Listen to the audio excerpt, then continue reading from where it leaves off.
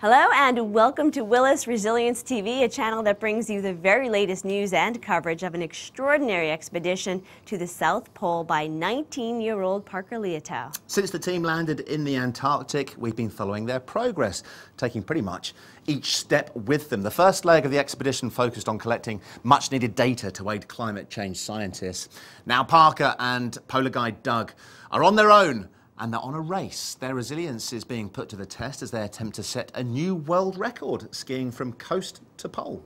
More details on that and their progress to come shortly. We'll also meet a photographer who specializes in documenting the most inaccessible places on Earth, including the South Pole. He'll give us his lowdown on some of his incredible shots and tell us what he thinks of our cameraman, Patty's work.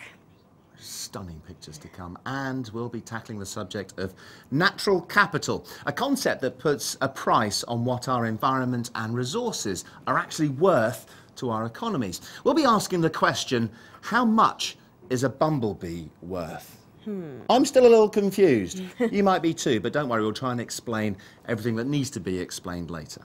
Plus, we'll bring you the very latest footage from the expedition. Now remember, Parker is a teenager. He's currently struggling, he's in some pain, and this is the toughest challenge of his young life. I don't want to talk to you. Go away. It was so hard.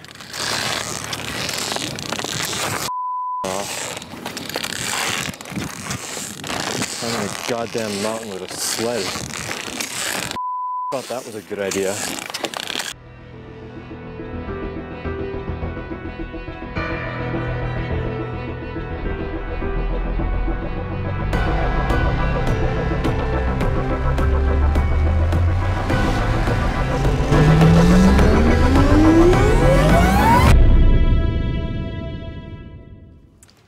Oh boy, some struggling there. Oh, Parker. Poor Parker. He's soldiering on though, and he's lucky to have that man Doug alongside. Those guys have been skiing for 12 hours a day since they began their world record attempt last Friday at 8:55 a.m. UK time, which is 5 to 4 in the morning on the east coast of the United States. The total distance of the route is just under 400 miles, 397 to be exact. So the team is looking to average about 18 miles a day in order to set the record. Now, yesterday was a particularly tough day. The team actually is taking a detour. They're traveling slightly further west. They're trying to meet up with the truck, the vehicle, a little bit later on today. So far they've gone about 11 and a half miles, which considering some of the pain and agony that Parker is in, that's some good distance. Yeah, I mean the conditions apparently for skiing are okay, but Parker has a number of health issues. He's got something wrong with his ankle and pain there. They're at over 2,500 meters and he's suffering from a little bit of altitude sickness and shortness of breath. And on top of that, we've been hearing about this nasty rash that he's picked up, which is why, as we'll see later, he's walking a little bit like John Wayne, suffering from pretty bad chafing. And if you've suffered anything like that at any time, then you know how painful it can be. And they've got to trek in those conditions for, as Colleen said, up to 18 miles a day. Yeah. So we'll be checking in with the team a little bit later on. We'll try to get the latest from the team, and we'll also be keeping you up to date on our website. You can check the website for the most current information. As we've explained, there are two sides to the expedition, the science leg and the race leg, and here Parker reflects on his dual role as an adventurer and an environmentalist.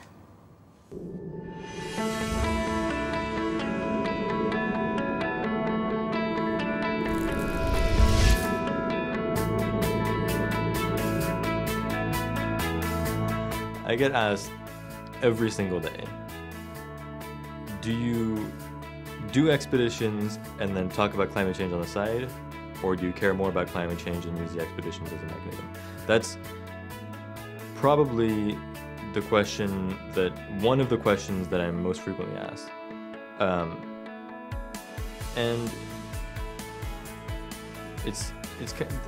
I have a difficulty answering that question because I think it's a little bit neither. I'm not a natural explorer or adventurer or athlete, or I didn't get into this thinking that that's what I was going to be. I didn't approach the polar regions from the perspective of I want to be an explorer, or I think that that's what I'm going to be doing for the rest of my life. I started thinking about polar expeditions through the lens of climate change. I was already very interested in learning more about climate change when I was very young. I looked to the polar regions as a mechanism for delivering concrete results, which is how do we engage people, how do we inform people, how do we bring these issues closer to them, how do we reignite the dialogue, how can we fundamentally change the way that we talk about climate science. So no, I don't go to the polar regions and then do science on the side. This is an expedition that is fundamentally inspired by the urgent need to address climate issues. And it needs to be an absolutely seismic shift. And that's something that worries a lot of people, because the chances of that happening in this kind of political environment that we're in are slim. It's a very difficult and sensitive global issue.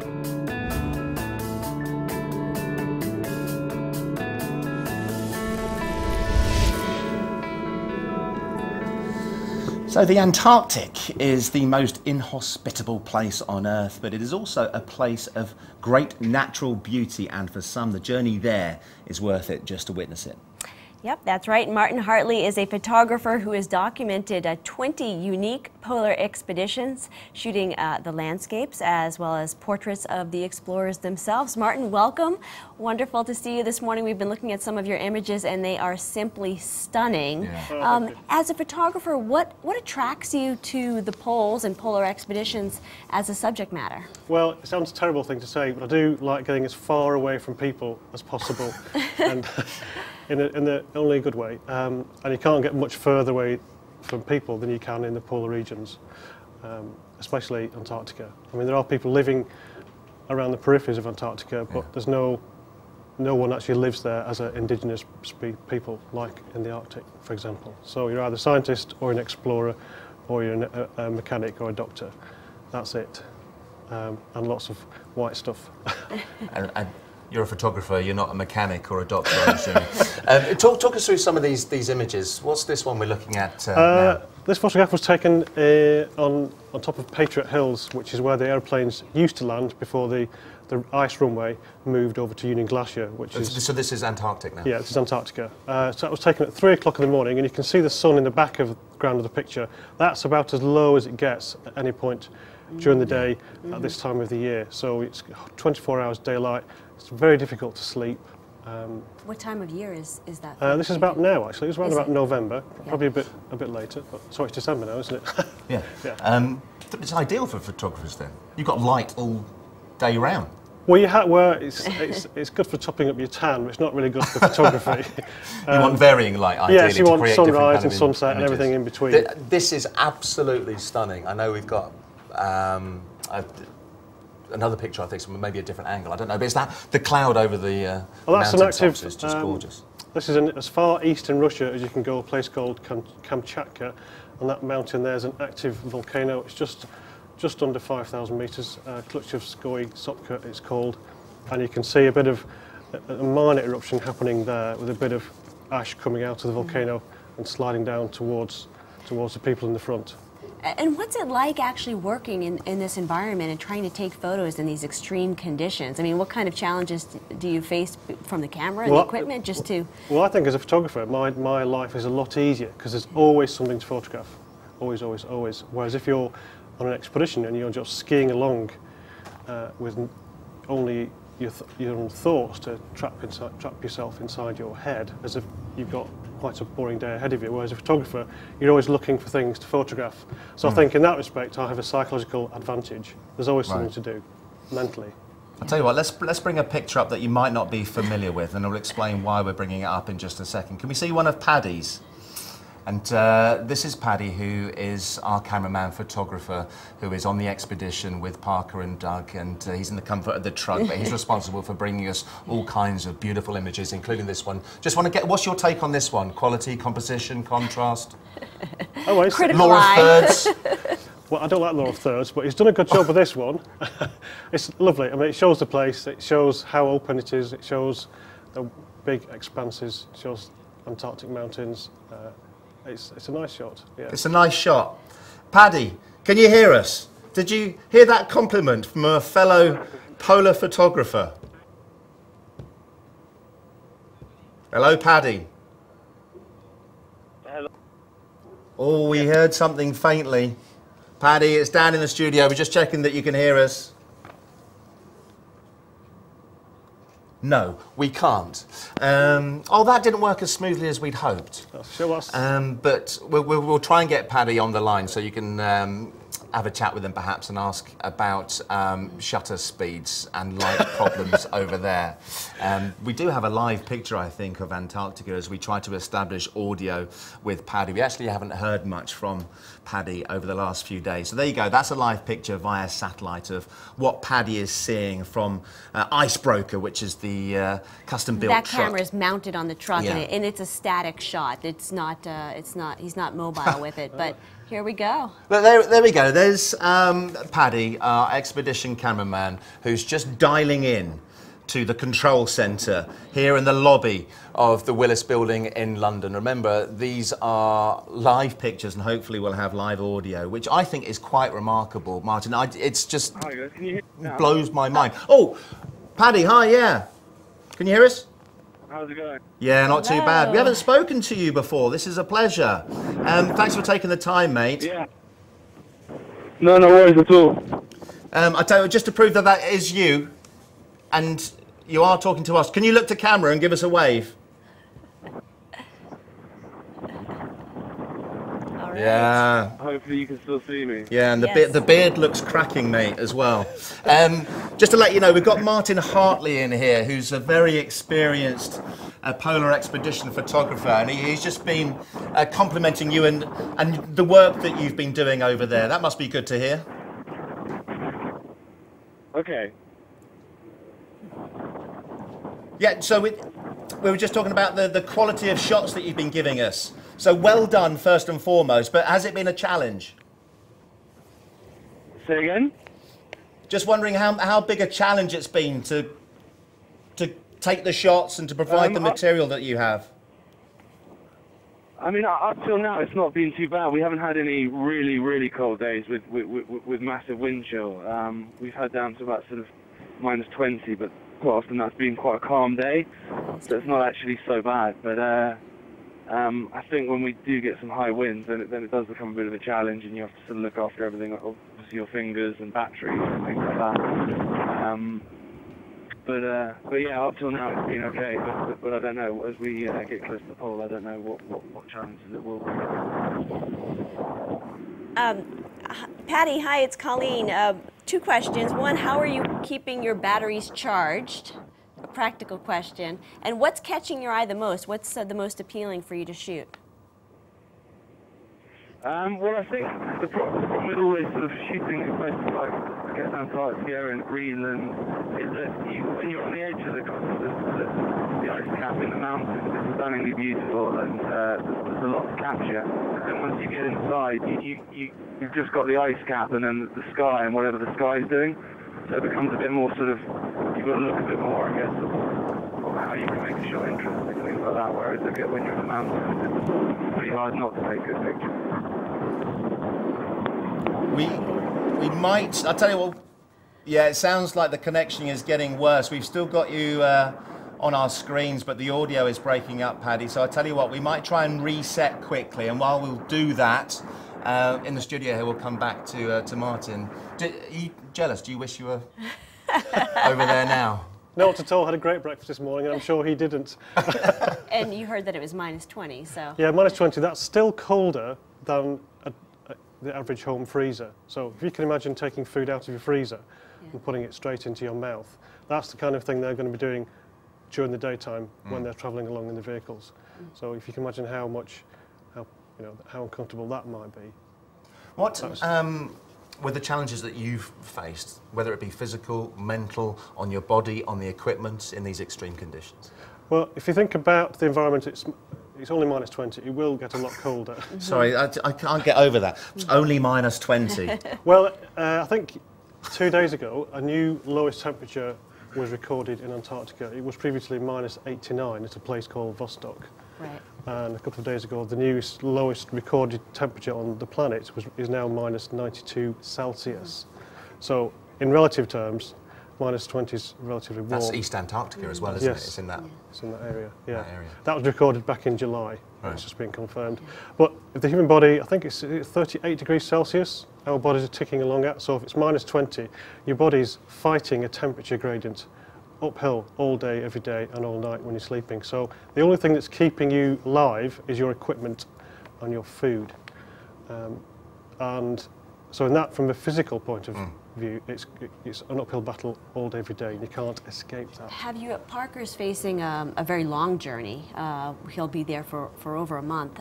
Have you ever been out in those conditions for that long? And what do you think of Parker's kind of physical ailments that he's facing right now? Well, he's up to, well, I've been out there for 60, 70, 80 days on expeditions. Okay.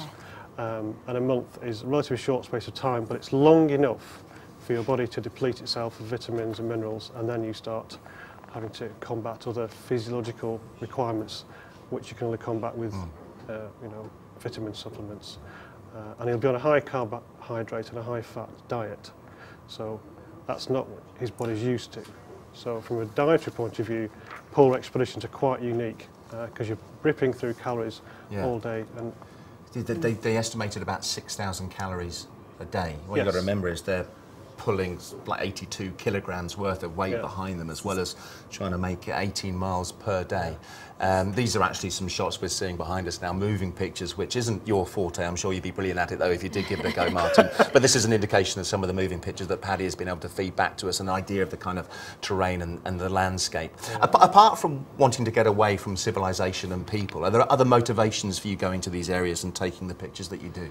yes, well, that feeling of adventure you only get when that massive long arm of rescue is too short and cannot grab you and pull you back to safety. Once you're in an environment where you know you cannot be rescued, or at least very quickly, it might be days or weeks or a month or two before someone can come and get you, because you need good weather and you need somewhere for a plane to land. You need those two things to happen. Okay. So being rescued, once that possibility is removed, then you enter a completely different mindset, and you have to recalibrate everything, because don't forget, your whole life has changed and you've only got your food and your fuel and your shelter, and nothing else really matters, not texting or emailing. And you've seen the trouble with making a simple telephone call. Yeah. So come and get me, I need some help. That may not be possible. At least Paddy, for instance, has the company of vehicle. AO and Nathan on the truck. Hopefully Paddy is back with us. Can you hear us okay, Paddy?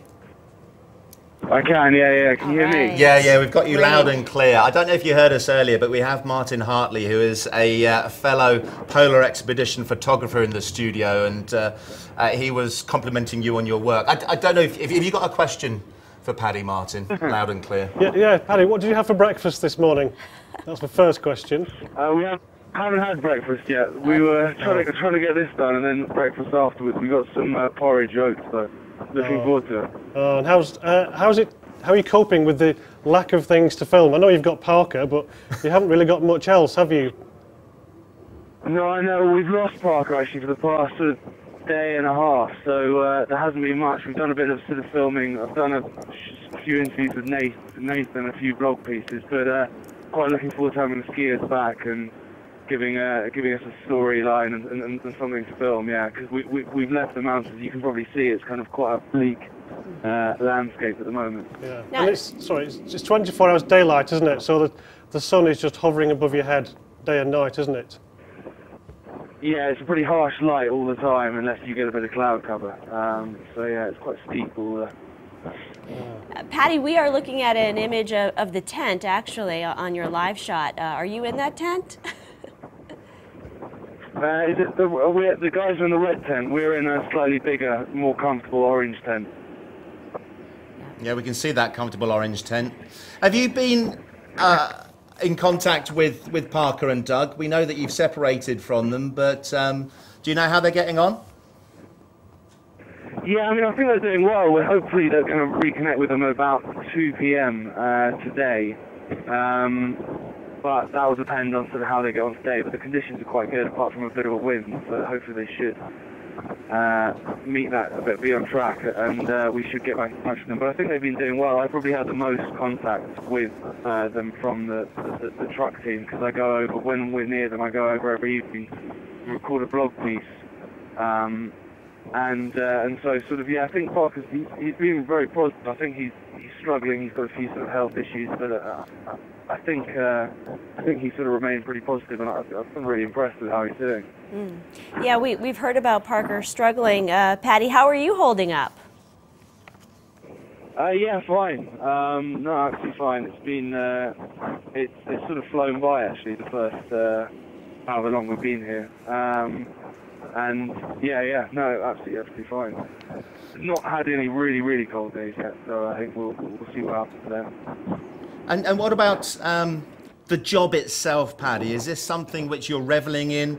I mean, Martin has done, 20-odd expeditions to various places around the world, and he loves it. Is this something which you're going to be doing an awful lot more of?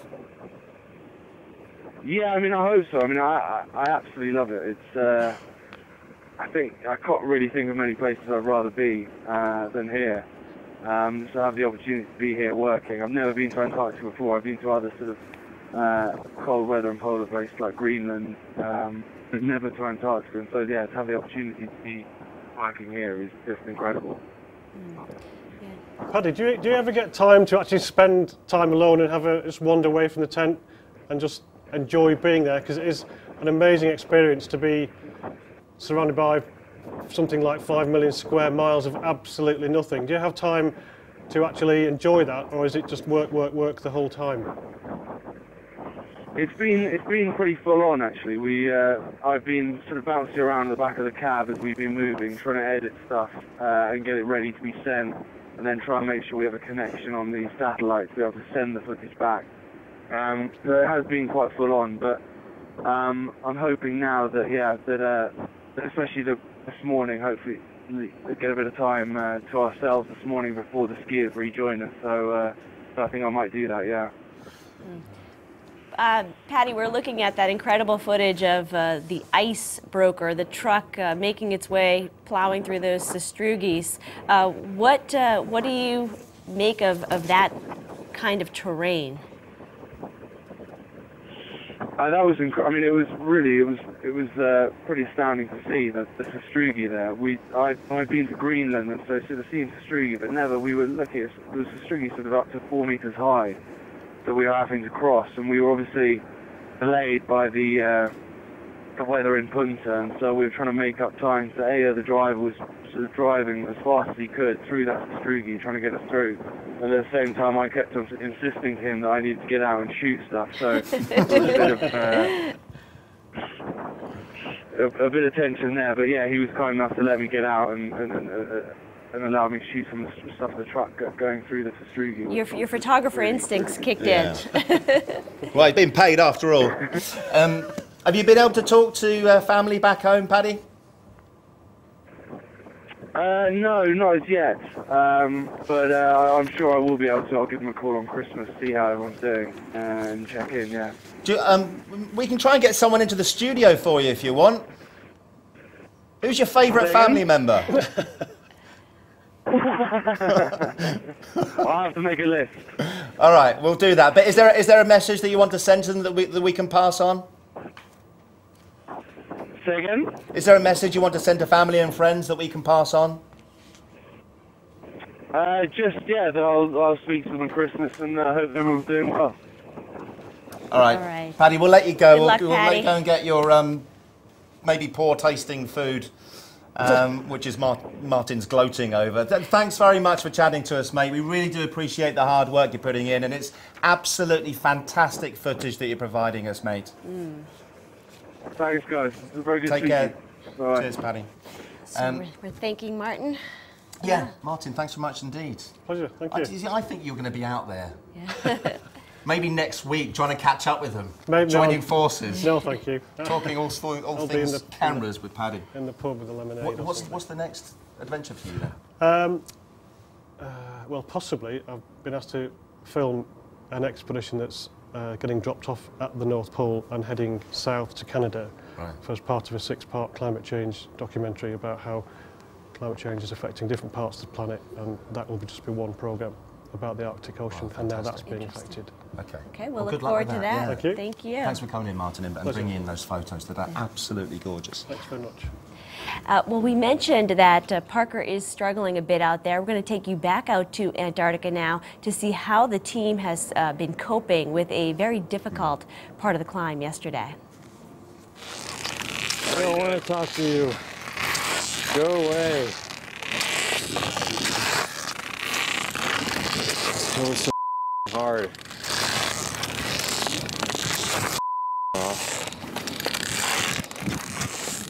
Climbing a goddamn mountain with a sled. Thought that was a good idea.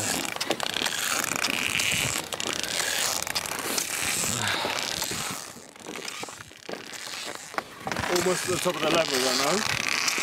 I don't know. How are you feeling? This thing could be a mile, it could be 500 miles. You can't even tell. I've been climbing this thing for 8 hours. 6, I don't know, some sort of number of hours.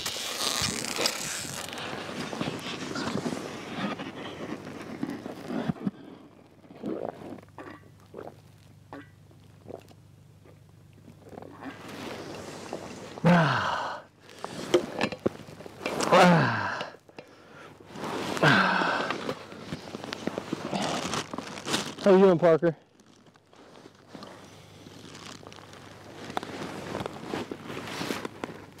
How are you feeling, Parker? What? How are you feeling?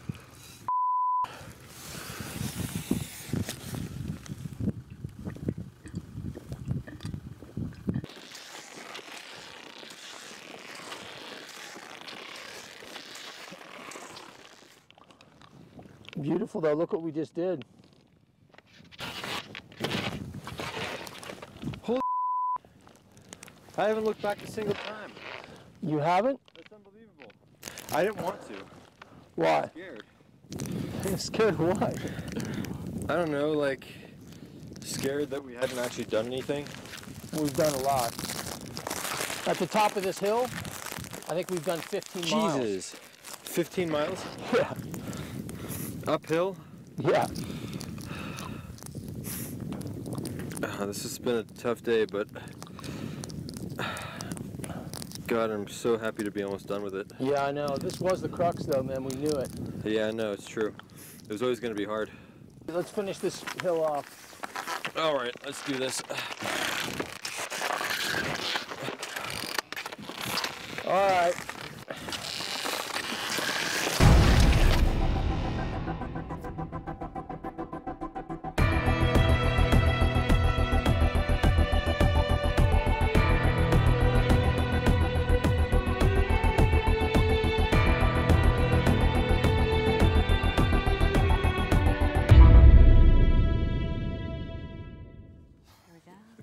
We'll keep you up to date with events in Antarctica and hopefully get an update on exactly where Parker and Doug are. We heard from Paddy, the cameraman, a little bit earlier saying that hopefully 2 o'clock today they will reconvene. The truckers had to take a slightly different route because of the terrain and crevasses to Parker and Doug, but hopefully they'll reconvene later, and at that stage they'll know exactly how far they've travelled, how far they have to go, and whether they're back on schedule as far as that world record attempt is concerned.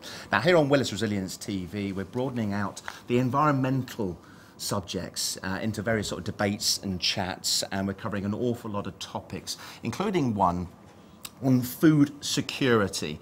And we have a couple of guests with us in the studio to do just that. So we have ex-Friends of the Earth spokesman Tony Juniper, welcome to you, Tony, and also Julian Roberts, who's Willis's lead man, I'm told, Julian, on agriculture. Thanks very much indeed, both of you, for coming in. First of all, we need to know what food security is, and maybe there is one definitive definition on this, or you have different ideas on it. Tony, let's start with you. What do we mean when we talk about food security? I think really it comes down to a combination of security of supply and affordable prices, really. And what we've seen in recent years is a combination of factors leading to quite a lot of volatility in prices, there being interruptions in supply in some markets because of there being scarcity in some parts of the world.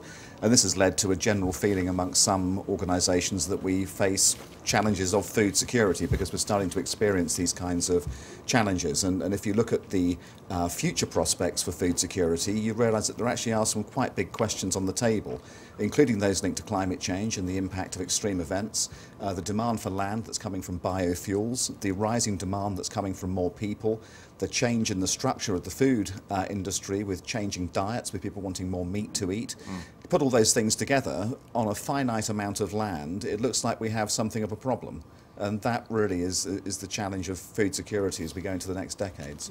Julian, do you want to add anything else to the definition of food security? Hard to add much to that, but Tony's covered it all. Many institutions and organisations have tried to define food security. The FAO back in 1996 had a go at it, and they basically talked in terms of all people at all times having access to adequate, nutritious and safe food sources at an economic price. So those sort of encompass the vague definitions.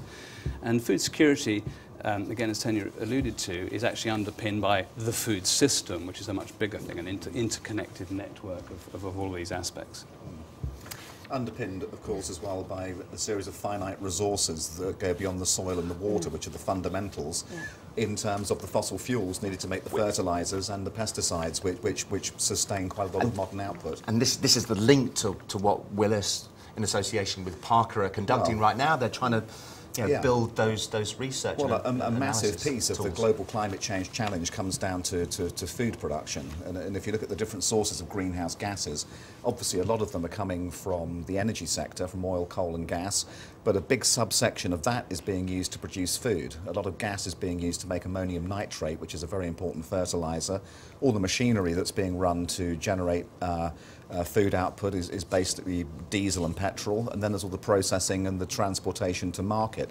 Big carbon footprint there, but on top of that, an even bigger carbon footprint coming in the deforestation that is still going on to make way for more agricultural land, and also in the loss of carbon out of the soils. One of the very important stores of carbon on planet Earth is in the soil, and as we farm more and more intensively, that carbon store is going down and it's going into the atmosphere. So there's a very, very strong read across between the climate change challenge and the agricultural challenge. And then, of course, that read across feeds back, because the more the climate changes, the more there's going to be an impact on food production. So this is a very tight weave of really quite big challenges, and I don't think the world has yet really got its head round what to do about this. I want to bring Julian in, because we're talking about food production, and Julian Willis, in your role as an insurance broker and risk advisor, you are working with the farmers and the manufacturers that are part of this food production as part of the supply chain here. What kind of risks are associated with climate change, and how are you advising your clients? The major challenge and the major risk affecting farmers and food production worldwide is weather risk, generally speaking. We've only got to look back last year, for example, to the drought that occurred in America, in the Midwest particularly. The severest drought for at least 30 years, massive reduction of corn and grain production generally, just shows you how one weather parameter could have such a big impact. Looking back a few years earlier, Russia, major losses in grain, which were one of the triggering events that subsequently led us to the Arab Spring and so on. So these shortages of food production causing price spikes just speaks to the interconnectedness of the system. So, so what we're doing, of course, is putting in one of the props, one of the safety barriers, if you like, which is insurance, so we can provide protection to farmers against the economic loss of crops when these events occur. Is that food insurance part of the market, is that becoming more difficult to judge in terms of the volatility that's now coming into the system from climate change? I would imagine in your work it would be quite a major factor. It's a good point, Tony. Where there is elevated volatility, there's greater uncertainty, and therefore if you're a rational insurer, you have to price for that uncertainty. So, however, putting it the other way, if you don't have insurance for that, someone else has to wear that risk. That's the producer. Society. Exactly, and they're less well capitalised to do so. Right. initial problem has to be availability. Without availability, there's no use, I guess, at then looking at access and use of that food. So how bad is the situation right now on a global scale? How much longer can we go with the kind of food supply that exists? Well, I think if you look at the FAO figures, there's something like 800 million people in the world at the moment who are in different ways malnourished, whether that's a vitamin deficiency or insufficient calories or whatever it would be. If you look at what happened in 2008 with the food price spike arising from all these different factors in the system coming together to push up the price of food, the number went to over 1 billion simply because of the unaffordability for very poor people of food when the price changes. So this is not simply about how much is being produced, it's about how much people can buy with the incomes they're on. And if you're very poor, a change in the food price means that actually you can no longer eat as much as you need to. So it's a bit of a moving target, but it's actually a very big number. And also the other thing which tells us that this is not only about supply of food and production is the fact that the world passed the point quite recently where there are now more obese people in the world than there are people suffering from malnutrition. Yes. Which is then speaking to a massive inequality in the food system, which is another big piece of this. And on top of that, we've covered on one of our shows food wastage. It's a huge amount of food wastage. With 800 million people globally that are going hungry. It's something like 1/3 of the total being produced, either wasted in the fields before it gets to the processing or after it's being bought or in the supermarket chain. And the fact, to your point, is we actually do produce enough food in the world. There's more than enough to go around. It's just these imbalances and the inefficiency of the system to move them around and deliver them to where they need to be delivered. So we shouldn't be worried about then supply and availability. Right now, it is more about access right now we have a situation where we can, in theory, feed the world. I mean, in my lifetime, the population has grown 2.5 times. Quite scared me when I looked that up too. And so looking forward to the year, say 2050, when we're going to have maybe 9 to 10 billion people, you know, we need probably 70% more food than we're producing now. That is a huge challenge. So yes, we can do it now, but looking forward as to where we need to go. And globally, where are the hot spots? What regions are at the most risk of facing this crisis?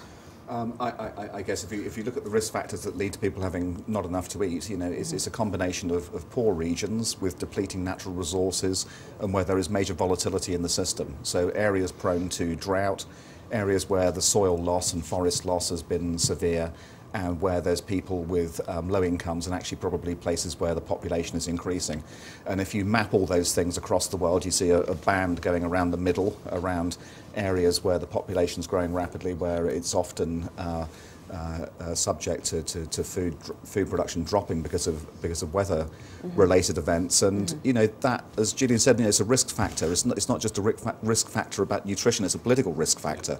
And if you look at what happened in Egypt in you know, recent times with political unrest there, some people trace that back to high food price volatility leading to political momentum for change in ways that were pretty unpleasant for the incumbent regime. It was an interesting point yesterday, actually, in the studio. We had Rear Admiral Neil Morissetti, who used to be charged with securing the UK against the threats that might be posed by climate change to the supply and accessibility of food, water, energy. It's so interesting. Well, on the positive side, let me just say, I visited a farm yesterday in South Oxfordshire where a completely different mindset is being adopted in terms of how the farm is being made resilient to these kinds of external shocks. And the basic principle is to be working to improve soil health without bringing inputs in from outside. So everything is being done on the farm in terms of the nutrients not being lost to the environment.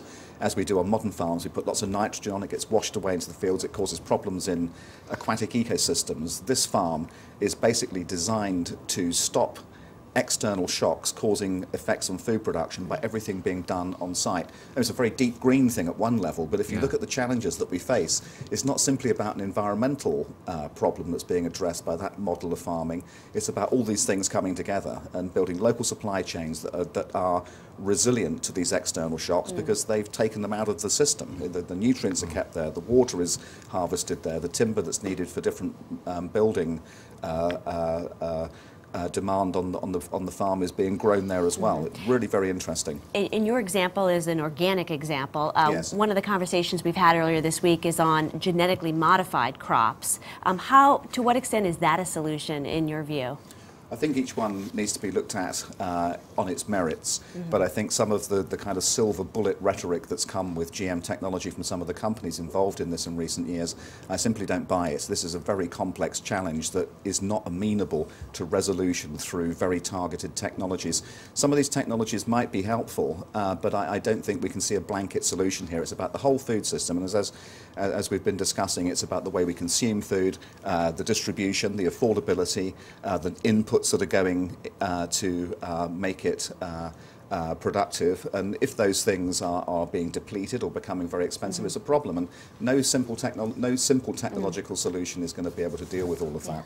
What's your view on GM crops? I agree. I think GM technology is certainly part of the suite of solutions. It's certainly not a silver bullet. We're not looking at for sort of a magic solution there, but understanding where technology can be applied in certain particular where you've got natural resources constraints, better water management, pest management, this sort of thing. It certainly plays a role. Yeah. What's your knowledge on golden rice and the role that's played? I don't know if you're aware of the story there, because it's obviously there's research being done there, and again, there's another this is another one of those kind of silver bullet kind of technologies that's being held up as a way of solving this really complex problem of vitamin A deficiency. And the way people talk about it, you'd expect, that there is some terrible human rights abuse being perpetrated because this stuff is not being distributed to poor people. The fact is, it doesn't yet exist. This stuff is still in the experimental stage. It hasn't actually been developed yet, but yet it's been turned into. I mean, it sounds like, I'm not talking about sort of panacea, but yeah. it sounds like something that really could make a difference. Have a chat to some of the people who've been working in those countries where this is a problem for people, and they will tell you that probably the more rounded solution that would solve a whole lot of other problems would be a more balanced diet. And that relates back to the agricultural discussions we were having a second ago in terms of the style of farming that's going on, and what's being grown for what purpose.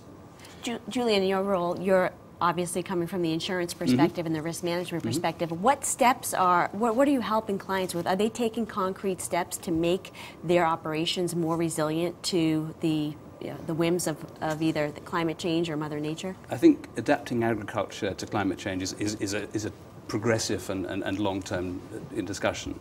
Clearly, if weather is very volatile today, it'll affect your crop today and you may lose it or you may not. But thinking about how climate change impacts the generality of agriculture means people looking forward and thinking about what production systems are going to work best in which locations.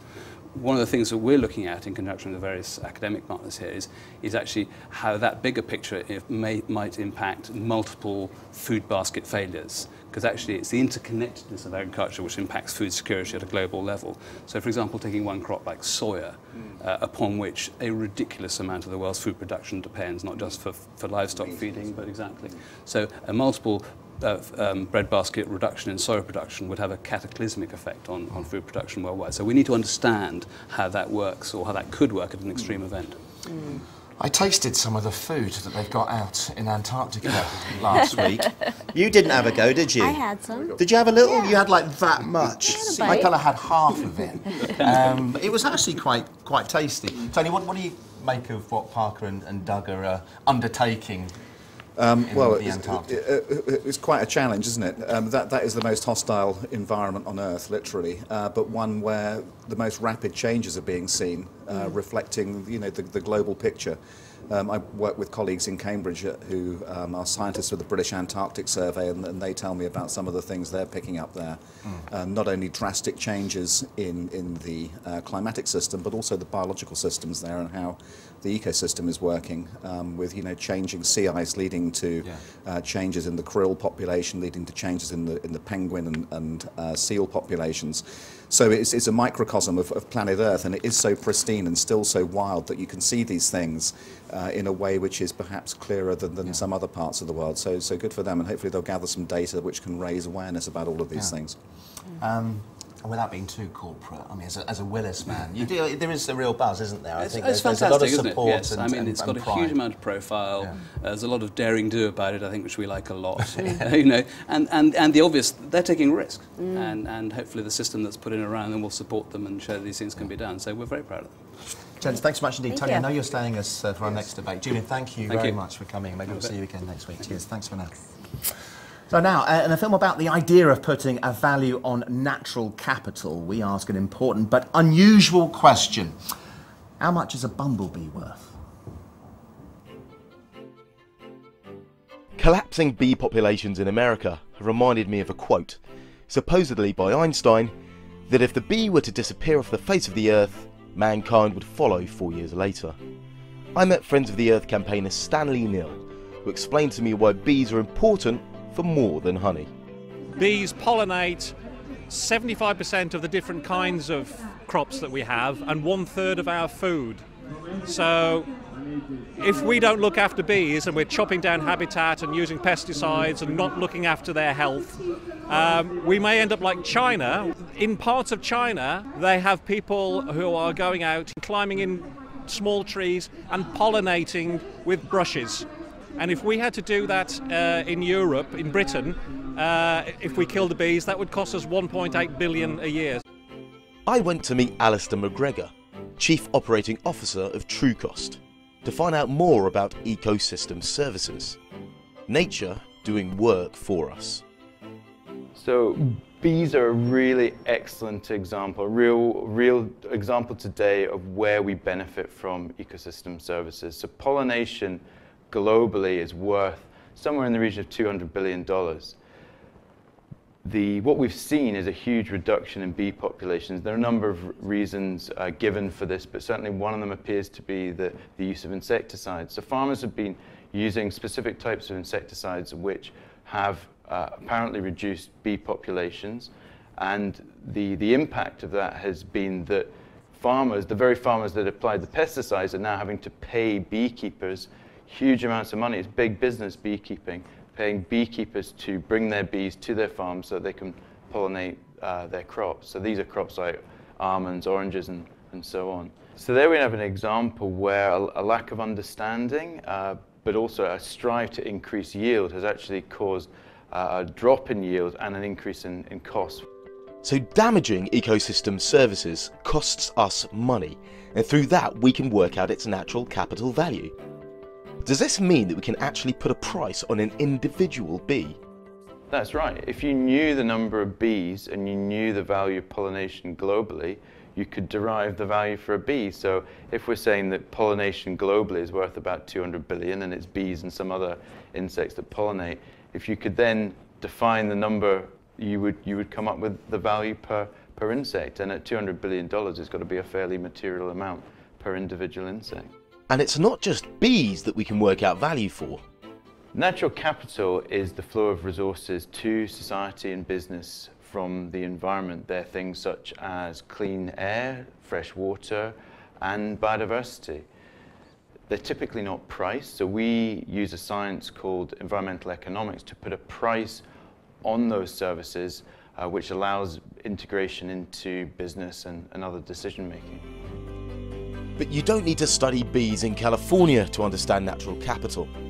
I went to the London Wetlands Centre, which was founded by Sir Peter Scott, son of Antarctic explorer Robert Falcon Scott. Peter Morris explained to me what services the land itself provides us. So Pete, we're at the London Wetlands Centre, we're not far from Heathrow, we can see the planes flying overhead, we can hear the sirens. Surely this land is useless as it is. Shouldn't we, build houses on it or build warehouses or factories, put some money into the economy? It's a common misconception that wetlands are valueless. There's massive value, not just as a haven to come away from the hubbub of London or any city life, but there's a lot of practical value. They're huge storage tanks. They store carbon from the air, almost 3 times as much as forests, some type of wetlands, but also rainwater, obviously, in the lakes, which would otherwise skim off our roads and our roofs and flood through in our towns. They also, by releasing that water slowly, they filtrate it, so they actually clean the water going into our rivers and into our reservoirs for drinking water. And the really cool thing is, as wetlands filter out those particulates, they use them as nutrients to grow a huge variety of rich wildlife, which gives us natural resources, things like fish stocks and reeds that are used in industry. So industry and economy benefits. So just by being here, as they are, these wetlands take what would otherwise be waste, and for free, they make things that we need and that we use, and they stop damage to things like London, they stop flooding, and they stop carbon otherwise going into the atmosphere? And we can put some financial values on those. It's estimated that in the UK alone, the flood protection value per year for wetlands is about $3 billion. The water cleaning services, about $2 billion. The biological diversity they generate, another $2 billion. Plus a few bits and bobs, it's about $8.5 billion worth in the UK alone. Globally, the figure for wetland services to people is about $15 trillion. A massive amount. I'll tell you what that equates to. It's about the same as the GDP of the USA. In other words, the entire effort of the American workforce every year gives us about the same value as wetlands do for free. So that's incredible. Just leaving wetlands as they are is worth as much as the entire American economy to us. The opportunity cost of losing these sorts of landscapes would have to be met through building huge concrete flood defences and filtration plants. That would cost business and government a lot of money, which they would have to pass on through higher prices and higher taxes to us. And it's not just the financial cost, of course, it's the clean water, the clean air, the food, and just the ambience of having nice places around. What price can you put on that? The story of bees and wetlands tells us how much we depend on ecosystem services. But it may be a struggle to balance future economic growth against our damage to these delicate systems. And we're joined here in the studio by our reporter, Ash Bardwash, and also Molly Scott Cato from the Green Party. Welcome to you, and Tony sticking around and joining us for this conversation too. Ash, I want to start with you because we saw the film and we saw some interesting examples in the film, but I think just a bit of an education. How do you define natural capital, and what does that universe look like? So the way natural capital has been explained to me is it's the flow of services from the natural environment to mankind in terms of things that we need on a daily basis to just survive and also to drive our economy. So clean air, clean water, things like that. That's what natural capital is. And when I first saw this VT and I heard all these figures being bandied around, I thought, how on earth do they come up with these? Because it can sound quite arbitrary. Any idea on that one, Ash? Yeah, I mean, when I first heard it, I thought it sounded like being pulled out of the sky. Yeah. But from what I understand, it's what we would pay for these services that are provided to us for free by nature, what we otherwise would have to pay for them. So, for example, in China, they have had an issue with air pollution. And that has led to increased respiratory illnesses that they've had to then pay for through higher medical costs. So they work out that the value of the clean air is what it otherwise costs them to bring people up to the normal health level they would have had with clean air. Okay. So that's how they can put a price on things. And we'll talk more about that with you guys. But there's one other thing in that VT that I want to ask you about, Ash, and that is the wetlands that we saw. You were in London, but I know wetlands exist around the world. Is there a threat from developers, or is there a pressure from others to develop those wetland areas? Absolutely, and particularly here in the southeast of the UK, we know there's a massive housing shortage. We know there's pressure to build new homes on the green belt and everywhere else, and there's pressure to build it on wetlands, particularly in Essex and Kent. So they are under threat in this part of the UK. And there's other locations where those wetlands have been highlighted, most recently with Hurricane Sandy in New York. I believe the wetlands have been identified as one of the reasons why the impact was so severe, because those wetlands have been developed over.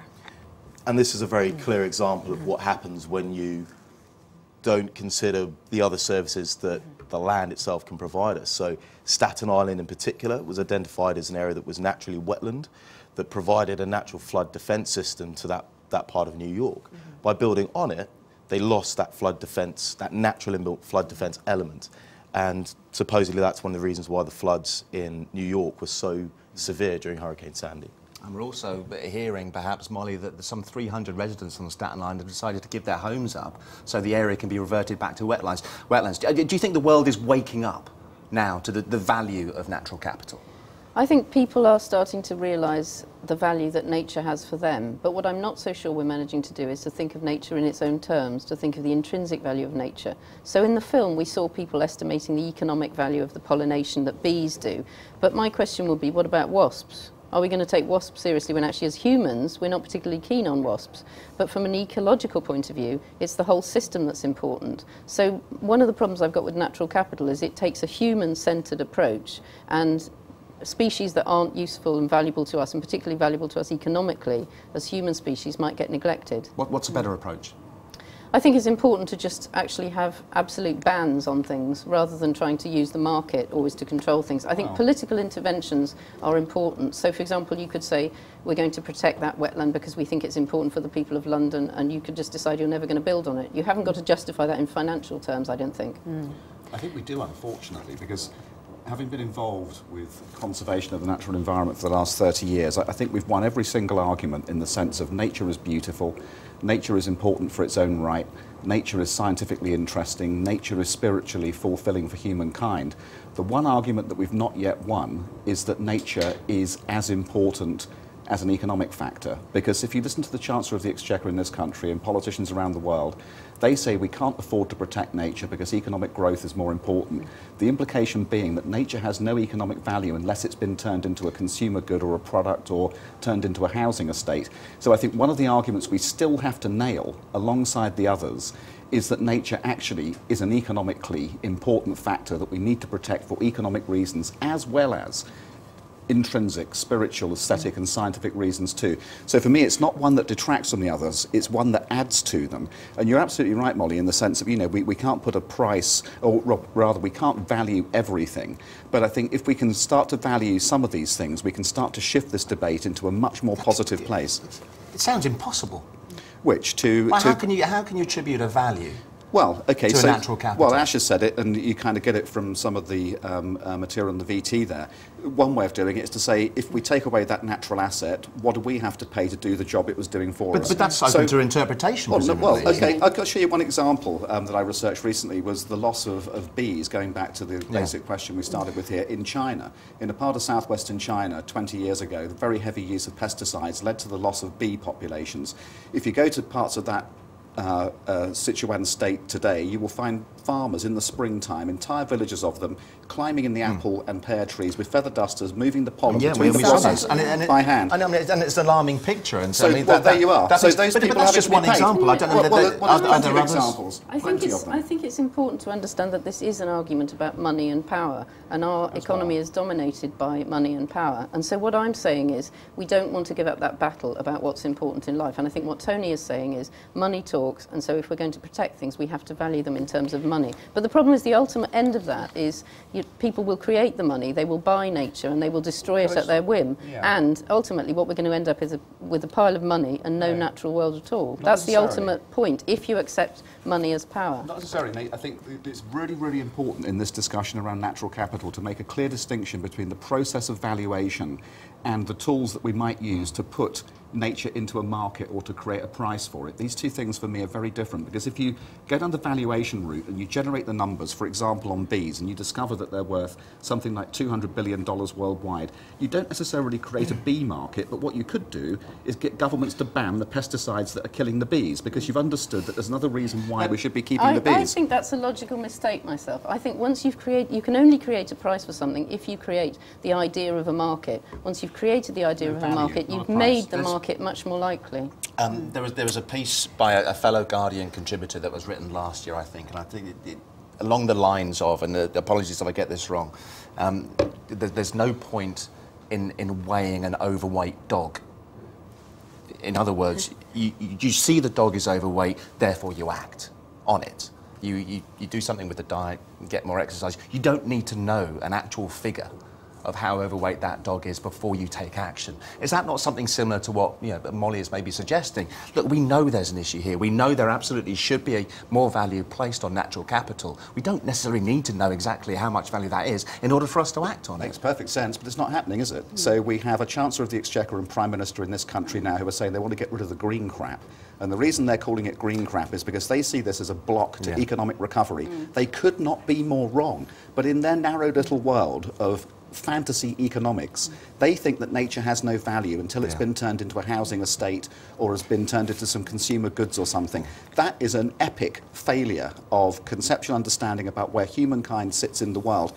There are all these aesthetic and moral questions. I absolutely buy into them. But until we win the economic they will always be trumped by this pressure to I get think growth and jobs. we shouldn't be trying to win the economic argument on the same terms. We should be changing the basis of the economic argument. I think that changes it fundamentally. If you say nature is... I think that you've kind of abandoned hope that we can get a way of thinking about economics that actually values the intrinsic benefits that nature brings us without costing them. I'm still in that world. I mean, we agree about what we want to achieve, but our strategy... Let me just point out something that you mentioned there with regards to get rid of this green crap. That was David Cameron, reportedly, with that quote. Yeah. But moving beyond the UK, are there economies that are taking this step? Where are we in this conversation? Are people applying these calculations and utilizing this in their economy? In terms of countries, is the example of Costa Rica, which during the 1980s, during a period of high indebtedness, the country was in quite a lot of difficulties, but they had a very inspiring environment minister who managed to convince the finance ministry that they needed to be making a parallel set of accounts to be looking at the value nature was providing to the Costa Rican economy. If you fast forward pretty much 30 years till now, you see the effect this has had. They've more than doubled their forest cover. They have managed to restore soils. They've got their wetlands intact. They're storing more carbon from the environment in their ecosystems. And they did this because of a switch in the economic understanding they had about what nature was doing. Because up until that point, nature was seen basically as a source of logs to make timber to export, or a way in which you created land on which to put cattle to make hamburgers. And once they managed to get past that economic understanding and to see that the intact ecosystems had a massive economic value as well, it completely changed the policy of the country. That's starting to change in different parts of the world as well. And it's not everything, but unfortunately there is nothing that's everything in this. It's really quite complicated. This brings me to another very important point about the global aspect of this, which is when you value natural environments, they have a very different value depending on which country you're in. And so what a lot of conventional economists will do is they'll dump the waste on poor communities and poor countries, because you will assess the value of human lives, and the value of human lives is very different if you're going to earn less throughout your life. So actually, valuing nature is one way that's creating a lot of global inequality, because the dangerous and polluting parts of our economy will get exported to the poor countries. Let's bring Ash back in, who's been out there studying this very subject for us, Ash. I think we're going to talk more about it tomorrow. Tony touched on Costa Rica, but there have been examples of where using this idea has actually altered political decisions, and Kenya is an example where this has happened. There was an area they were looking at logging and extracting all the natural capital in this traditional way, timber, fish stocks, and reusing the land for grazing. And they worked out that the value that that land already gave to them every year and the loss they would have. So they basically did a mathematical calculation. So we can see that this is starting to have an impact. Right. It's not just theory. We are starting to see decisions being made on it. And it's bespoke, as Molly suggests there. But this is an international problem. And does there have to be a collective going forward? Do we all have to be singing from the same hymn sheet? Well, the classic examples are the global atmospheric commons, the depletion of the ozone layer and climate change. I mean, these are not problems that can be solved by any one country. And so global cooperation is needed of some kind to be able to solve those. And it seems to me that if we have a more rational understanding of the economic value of those systems, we're more likely to do the job that's needed, rather than simply seeing it as something that is about our responsibility to future generations, which unfortunately doesn't galvanise much in politics these days, it seems to me. But we do need to change our values as well, because unless we have these values of equality and so on, then climate change will also not be addressed, because we will sacrifice the poor countries again. Can big business drive this, or are we reliant on I think we're reliant on serious political will. Obviously, that's why my most important engagement is through politics, because I think we need to have the right politicians there who are completely committed to this. And I think Tony would agree that we've got the wrong politicians, but he at the moment is trying to work with them, and so we're basically just taking different strategies to get to the same objective. Yes, I think we always have to work with what we've got, don't we? And unfortunately, in this country and quite a lot of others at the moment, the prospects for a green government, as much as I would welcome one, it's quite a remote prospect. That's to do with all sorts of things, to do with the way the political system works, the way the funding of politics operates, the media. But again, these are problems that we have to deal with in the short term. And unfortunately, if we don't deal with some of these questions of ecosystem degradation, resource depletion and climate change in the short term, we're not going to deal with them at all, because time is running out. That brings us back to Parker's expedition and the reason for us engaging in this topic in the first place, climate change and the potential degradation of the planet. So yeah, and time's running out for Parker and Doug if they're going to break that world record as well in 22 days. A really interesting subject, and thanks so much indeed for coming in and debating with us. Ash? You've got more work to do before you're done, haven't you? Yeah, well... what's on the agenda for you? I've been out finding out about forests, so tomorrow we're looking at the implications of deforestation. And also we've got some stuff coming up about the history of Antarctic exploration. So been down to look at Shackleton's boat, or the James Caird anyway, and going up to the Scott Polar Research Institute. So that, I'm really I was just looking back at some of the Scott story last night, which I'd kind of long forgotten, sadly. But that should be interesting stuff. Looking forward to it. Thanks. Thank you very much indeed, Molly and Tony.